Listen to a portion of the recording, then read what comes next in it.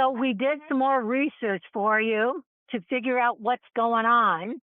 And how long has he been gone cumulatively on any military leave? Because he gets 5 years cumulatively. How much has he taken so far?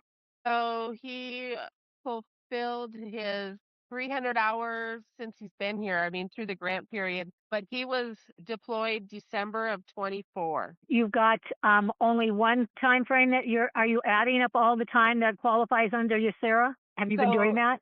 we're adding up all the time that qualifies since he was supposed to come back. No, no, no. That's not what I'm talking about. Number one is he gets cumulatively 5 years of leave under USERRA once he's an employee of yours. So the question is, how much has he used so far through today? You're going to want to answer that question Um, and get that, because when you write him a letter telling him that you're not going to apply a FMLA, and at this point we understand that he's currently in a military hospital and he's currently on active medical duty, active duty as per the email you received on this date from this person who is a medical provider. The RN is considered a medical provider, and that you are requesting an update on his anticipated release to return to work or release from active duty. That's what your basic letter is going to say. We have, as for your confirmation email on this date that confirms you're on active duty in a military hospital,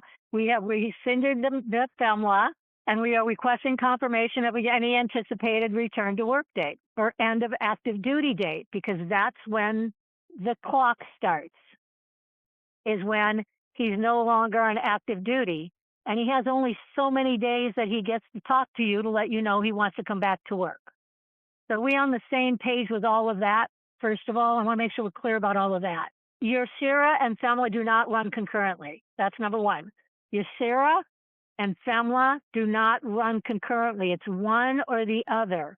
As soon as you feel you've got document from a medical provider, and the nurse person would be considered a medical provider, and it says that he's considered on active duty, military hospital or not, then he's considered on active duty and USERRA still applies. Okay. Because he has an email from a medical provider saying that he's still on active duty and they can confirm when he's going to be released, correct? Yeah. Okay, so that's what your letter should say, and that you understand that he's still on USERRA, so FMLA will not run concurrent, and you'll reinstate the FMLA, any FMLA.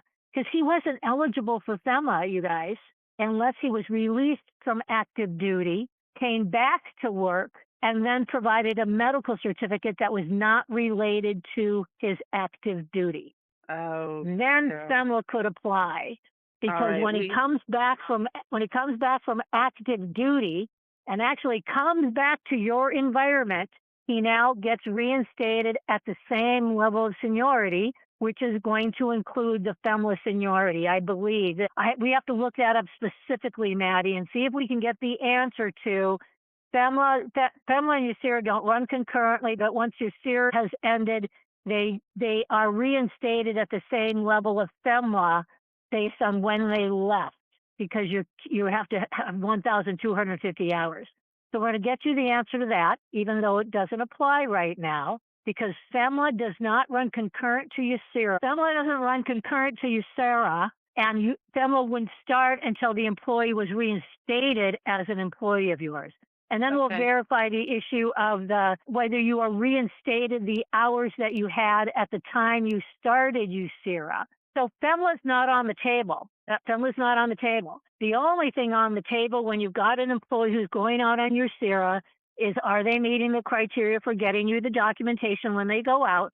And do they notify you within the timeline of when they're supposed to reinstate themselves to employment, which is dependent on how long they're gone, 30 days, 90 days, etc. And in this case, he's been gone a year, so I think he gets almost 90 days to let her know that he's ready to come back to work. Does that sound right, Maddie? Right. Yeah. So does that feel more comfortable, Jill? Does that answer the questions that you had? Yes.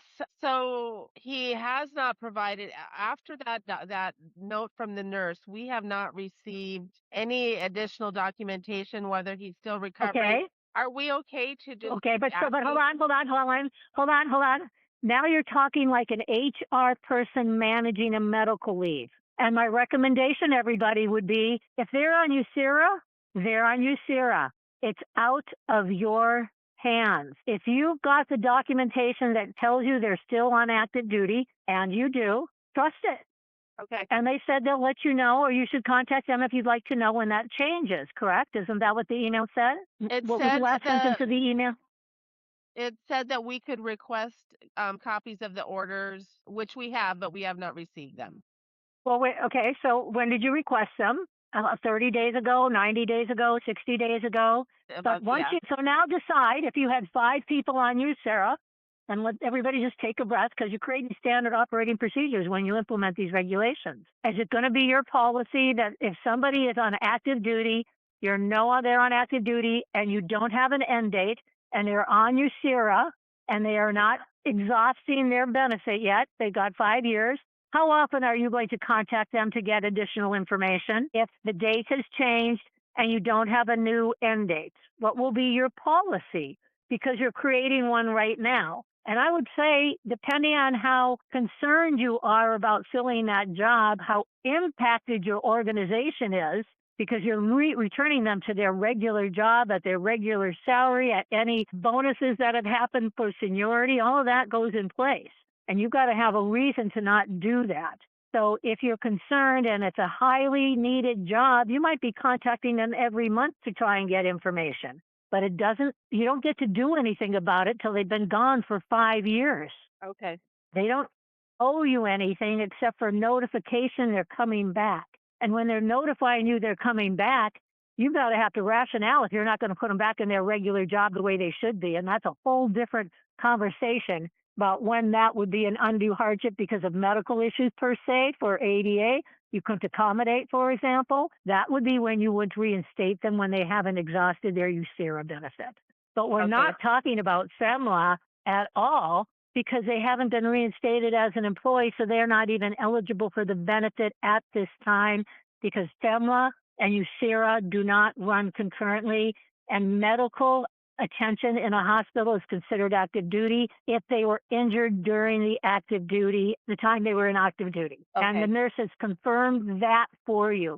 That was the important piece, that once they came back, they didn't come back off active duty. They came back to go to a hospital, so they're still considered active duty. Okay, that makes so much more sense, you explaining it like that. It took a while to figure it out that way because there really is not clear information to help you understand that. So the most important thing I think we learned from our perspective, from HR leave and accommodation management, that anybody who is on a USERRA leave, they will never run concurrent to FMLA. They're not going to run concurrent to ADA. They're not going to run concurrent to any benefit your organization has until they actually reinstate as an employee. And it's possible they could end their military active duty, be back for a month or two because they're not coming back to see you for 90 days, and then get injured and then want to come back to work with you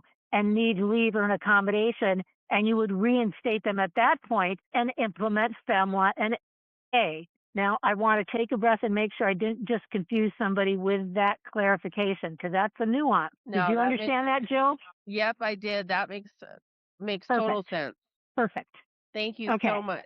Absolutely. You made me learn something new. Whenever I love these meetings because I always have to go and research things again I haven't looked at for a while, and that was a good refresher for me also. So very good question. We have a knack for having weird things. You do. I noticed that.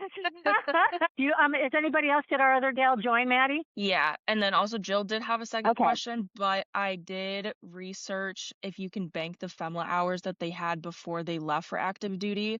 No, you cannot. USERRA will count towards the 12-month employment requirement, but it does not count towards the 1,250 hours worked. So they would have to work actively in the job to qualify for FMLA. So what we're saying is that you're considered maintaining employment when you're on USERRA, but you have to have active work hours that are recent. So if you took less than a year military leave, the hours rolling back would count. At the time that you're on leave would not. And I think that would be important to make sure that your military people know that if they have an ongoing medical issue that you've been managing or they've been managing for a family member. So they may have an option or not. I don't know how the control works at in the military options, if they can extend if they want to, or they get an end date. And that might make a difference in the decision they make on when they want to end their active duty commitment.